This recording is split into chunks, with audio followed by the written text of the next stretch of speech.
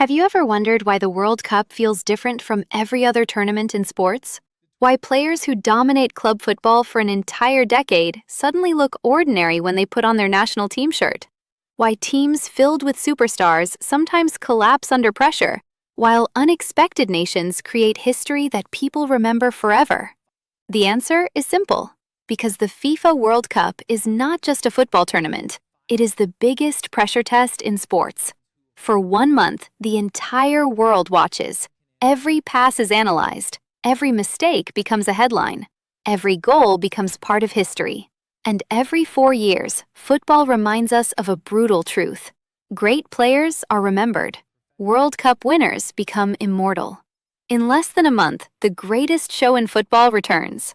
48 nations, 3 host countries, more than 100 matches, billions of viewers, and one golden trophy that every footballer dreams about from the moment they first kick a ball.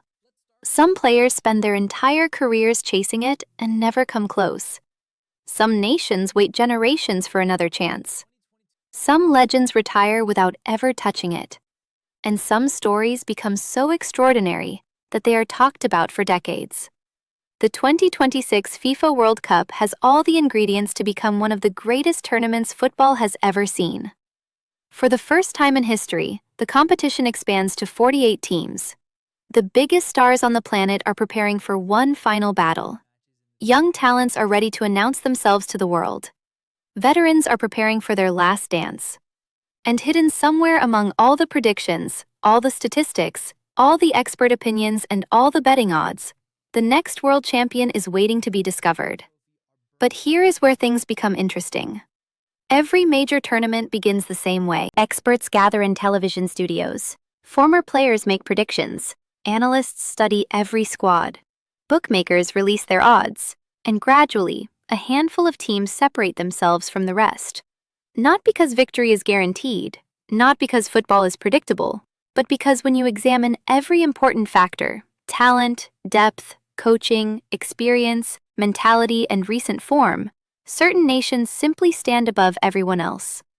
This year, 5 teams have emerged as the strongest contenders, 5 countries carrying enormous expectations, 5 footballing giants with enough quality to lift the most famous trophy in sports. Yet despite all their strengths, every single one of them enters this tournament with a question mark hanging over their heads, a weakness, a concern, a doubt. Something that could either destroy their dream or make their eventual triumph even more legendary. Some are relying on aging superstars. Some are carrying the burden of history. Some have never fully convinced when the pressure reaches its highest point. And some are expected to win before a ball has even been kicked. That expectation alone can crush a team. Because the World Cup has never cared about reputations. It doesn't care how much your squad is worth.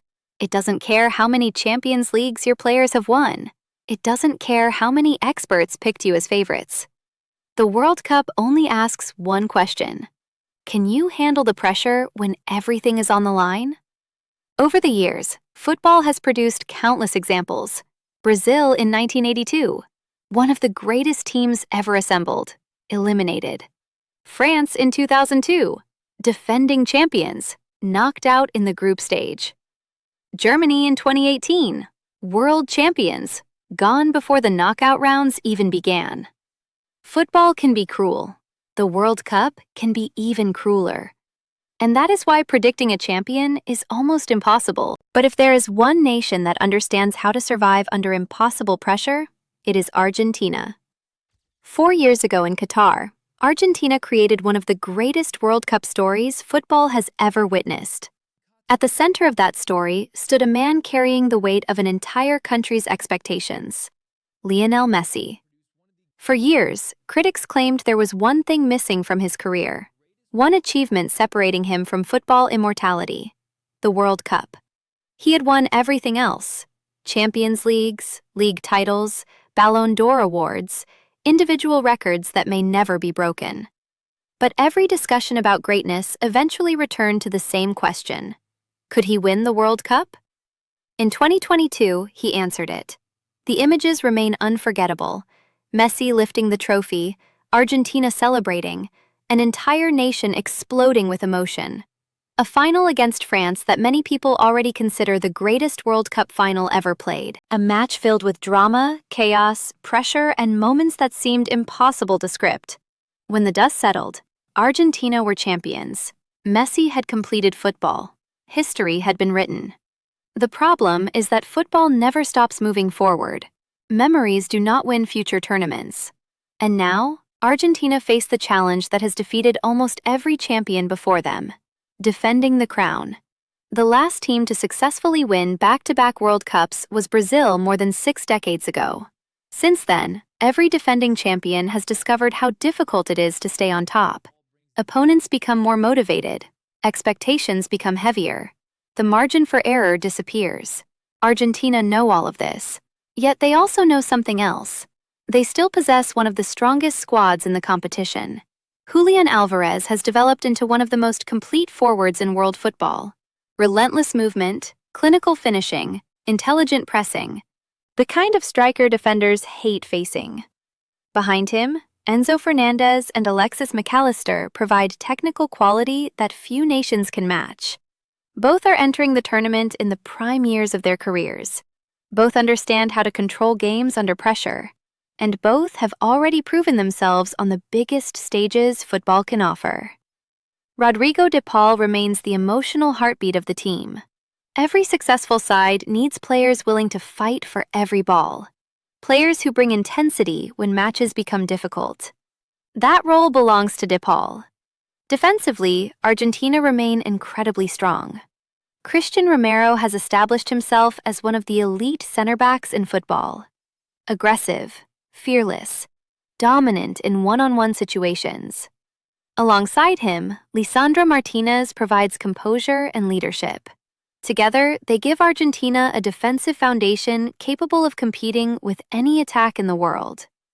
Then there is Lionel Scaloni, perhaps the most underrated international manager of modern football. He transformed Argentina from a talented but inconsistent team into serial winners. World Cup champions, Copa America champions, a squad united by trust and belief. His greatest strength may be understanding exactly how to manage the pressure surrounding Messi and the entire team. Because, whether people admit it or not, everything still revolves around one man, Lionel Messi, now 38 years old, possibly entering the final major tournament of his career. Nobody questions his football intelligence. Nobody questions his greatness. The concern is physical. Can he still influence an entire World Cup? Can he remain fit through weeks of intense competition? Can he deliver magic one final time? Those questions remain unanswered. And that uncertainty is what makes Argentina fascinating. If Messi finds his rhythm, Argentina become dangerous. If the younger generation carries enough responsibility around him, Argentina become even stronger. And if everything clicks at the right moment, they could achieve something football has not seen in generations. But standing in their way is a nation desperate to reclaim its throne. A nation that treats football almost like a religion. A nation that measures success by World Cups. Brazil, 5-time world champions, the most successful country in football history. Yet, despite all that glory, their last World Cup triumph feels increasingly distant. More than 2 decades have passed since Brazil ruled the world. For a country accustomed to excellence, that weight feels unbearable. Entire generations of Brazilian fans have grown up hearing stories about greatness instead of witnessing it themselves. Now they believe that may finally change, because for the first time in years, Brazil appear balanced. Not just talented, balanced. And that difference could change everything. The arrival of Carlo Ancelotti has transformed expectations. One of the most successful managers football has ever produced. A coach respected by players across every generation. A man who understands how to win under pressure. Since taking charge, Brazil have looked more organized, more disciplined, more mature. Instead of relying solely on individual brilliance, they increasingly resemble a complete team. And when Brazil combine discipline with talent, history suggests dangerous things happen. The biggest reason for optimism wears number 7, Vinícius Júnior. Explosive, fearless, unpredictable. When he reaches top form, few defenders in world football can stop him. His acceleration destroys defensive structures. His dribbling creates panic. His confidence changes matches. Many believe this World Cup could be the tournament that finally establishes him as the best player on the planet.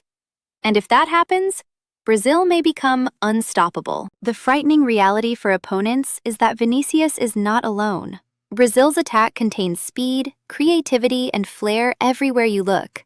They have match winners capable of deciding games in seconds, players who thrive in open spaces, players perfectly suited to tournament football.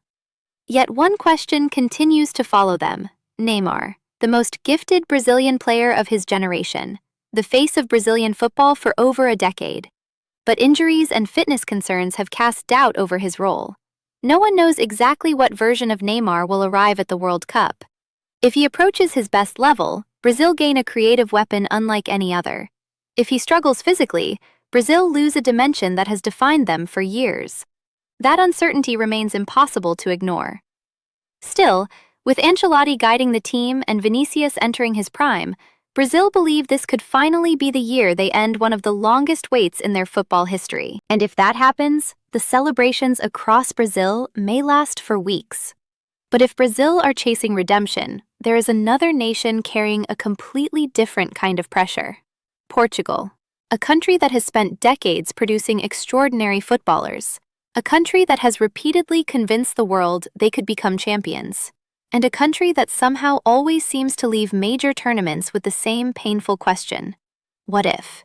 For years, Portugal's story has been inseparable from one man: Cristiano Ronaldo. A name that transcends football itself.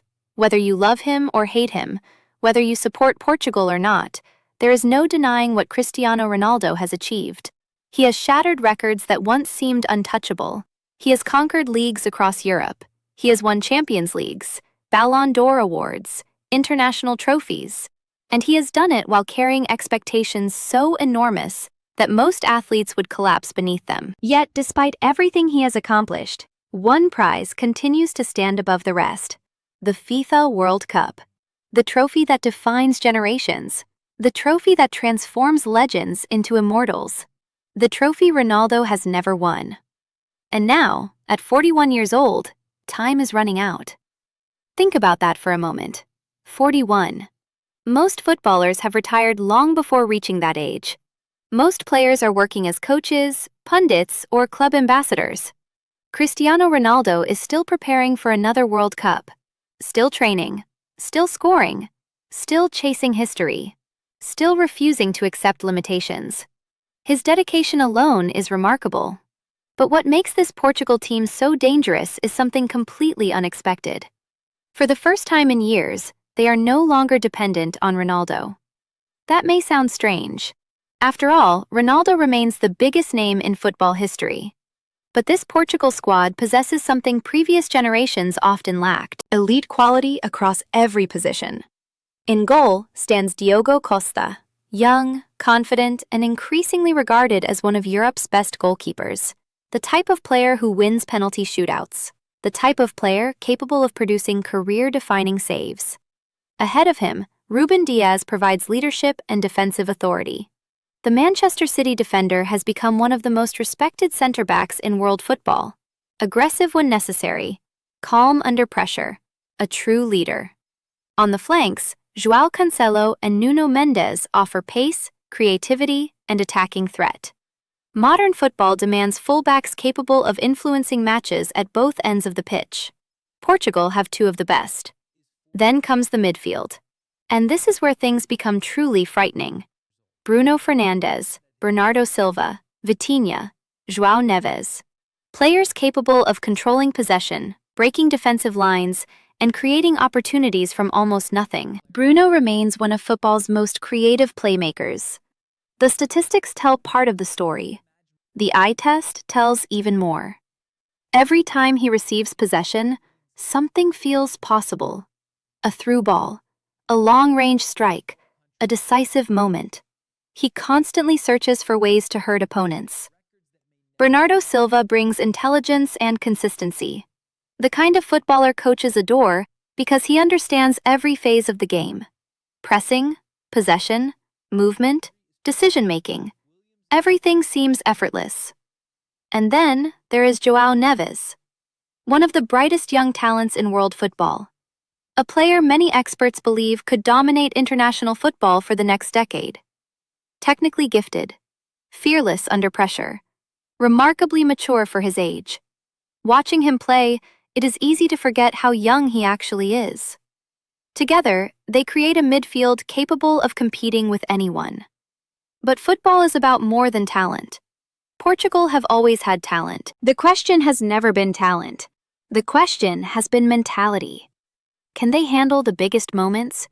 Can they make the right decisions when everything is on the line? Because history has not been kind. Again and again, Portugal have arrived at major tournaments with world-class squads. Again and again, they have fallen short. Quarterfinals, semifinals, painful exits. Moments that felt close enough to touch, yet somehow remained out of reach. That history follows them into 2026. Every player knows it, every supporter remembers it, and every opponent understands it. Then tragedy struck. One of the most heartbreaking moments football has experienced in recent years. The loss of Diogo Jota, a player admired by teammates, respected by opponents, loved by supporters. His absence will be felt throughout the tournament. In dressing rooms, training sessions, team talks, moments of silence before kickoff. His memory will travel with Portugal every step of the way.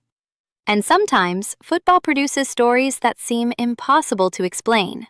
Teams become stronger through shared grief. Players find motivation beyond trophies, beyond medals, beyond personal success. They play for something bigger than themselves. Portugal may find themselves doing exactly that. For Ronaldo, this is likely the final chapter. For the younger generation, it is an opportunity to create history. For the entire nation, it is a chance to finally break through a barrier that has haunted them for decades. Because if Portugal can combine talent with composure, there is no reason they cannot go all the way. And then there is Spain, the team many people believe plays the best football on the planet. Not the most physical, not the most famous, not necessarily the most experienced, but perhaps the most complete when it comes to controlling matches. For years, Spain searched for another golden generation. The team that conquered world football between 2008 and 2012 set standards that seemed impossible to repeat. European Championship winners, World Cup champions, a style of football that changed the sport forever. Since then, every Spanish team has lived under the shadow of those legends, every squad compared, every player measured against greatness. Now, for the first time in years, Spain appear ready to create their own legacy. And the reason begins with a teenager, Lamine Yamal. Even saying that name feels extraordinary, because football simply does not produce players like this very often. By the time the World Cup arrives, he will still be younger than many players making their professional debuts. Yet he already performs with the confidence of a veteran. No fear, no hesitation. No sign that pressure affects him. Defenders know exactly what he wants to do, and somehow they still cannot stop him. His acceleration is explosive, his balance is exceptional, his creativity feels limitless. Most importantly, he enjoys the biggest moments. Some players hide when pressure increases. Yamal seems to embrace it. That quality cannot be taught. On the opposite wing stands Nico Williams. Direct, explosive, relentlessly aggressive. If Yamal dances around defenders, Williams runs straight through them. Together they create nightmares for opposing fullbacks. Stop one side, and the danger appears on the other. Give them space, and they punish you. Try pressing them high, and they attack the areas behind your defense. Very few teams possess that kind of balance. Yet Spain's greatest strength may still be found in midfield. Because every successful team needs a player who controls chaos, a player who dictates rhythm, a player who turns football into something predictable for his teammates. For Spain, that player is Rodri. Many coaches believe he is the most important midfielder in world football, not because he produces spectacular highlights every week, but because he makes everything around him function. Positioning, awareness, decision-making, passing, leadership. Rodri does the invisible work that wins tournaments. The statistics are almost unbelievable. When Rodri plays, his teams rarely lose. Coincidence? At some point, it stops being coincidence. Alongside him, Pedri provides elegance and creativity. A footballer capable of escaping pressure with a single touch. A player whose intelligence allows him to see opportunities before anyone else. Then there is Fabian Ruiz. Underrated, reliable, consistently effective. Together, they create a midfield capable of dominating possession against anyone. And that is exactly what Spain wants. Control. Because when Spain control the ball, they control the game. Opponents become frustrated. Energy disappears. Mistakes begin to happen. That is when Spain strike. But even they are not perfect. Every favorite enters the tournament carrying at least one concern. Spain's concern lies in attack. More specifically, the absence of a traditional world-class striker. Unlike many competitors, Spain do not possess a classic number 9 capable of guaranteeing goals. Instead, they rely on movement, creativity, fluid positioning, goals arriving from multiple sources.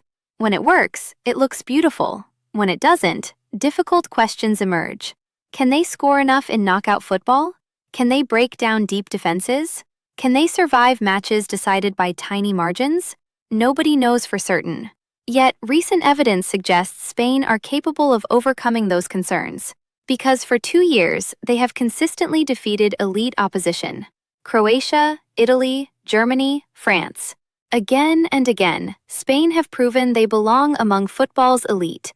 Now comes their biggest challenge yet, transforming potential into immortality, transforming excitement into silverware, transforming a new generation into world champions. And if they succeed, it may only be the beginning of a much larger era of dominance.